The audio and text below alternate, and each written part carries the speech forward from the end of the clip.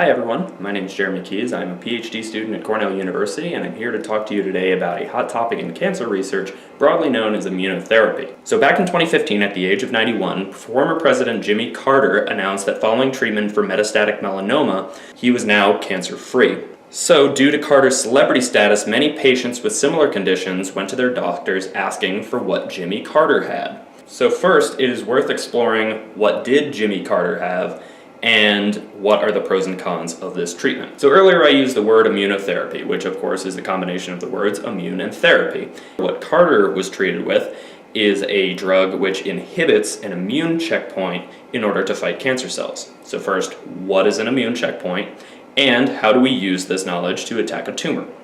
So your immune system's job is to keep out dangerous intruders like viruses and bacteria. So it sends out specialized cells, called T cells, to attack and destroy these invaders.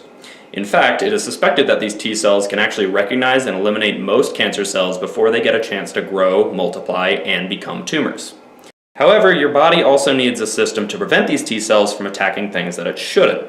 Therefore, T cells have little proteins on their surface called PD-1, which you can think of as an off switch for your immune system, while other cells have a protein on their surface called PD-L1, which can flip that switch off to protect themselves by connecting to PD-1.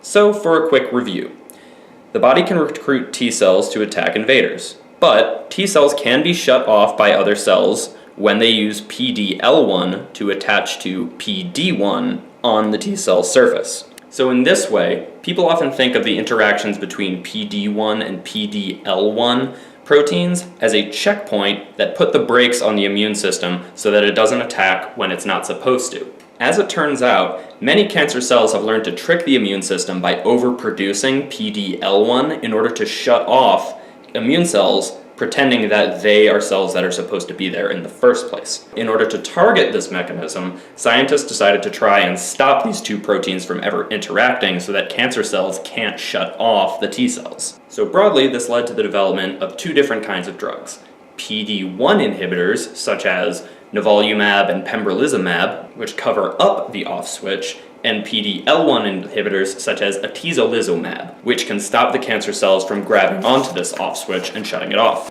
So far, these drugs have seen some outstanding responses in patients. However, it should be noted that only a minority of patients seem to respond to these treatments at all. Now, the reason why not everyone is responding equally to these treatments is not exactly clear, but it's suspected that it has to do with the uniqueness of different tumors, differences in people's immune systems, and the varying ways in which tumors adapt to evade the immune system. So people always want to know about side effects for these drugs, and on the bright side, for many patients, these side effects for immune checkpoint inhibitors tend to be quite minor. However, in certain patients, these treatments have been found to be very toxic. Cases like Jimmy Carter's can be inspiring because they're signs that science is making strides in the fight against cancer. But what new drugs like immune checkpoint inhibitors can illustrate is that science is often a slow and frustrating process. But as one of the newest tools in chemotherapy, immune checkpoint inhibitors are still in development, and doctors are still working on the best ways to safely deliver them into patients. So, before you go to your doctor asking for what Jimmy Carter had,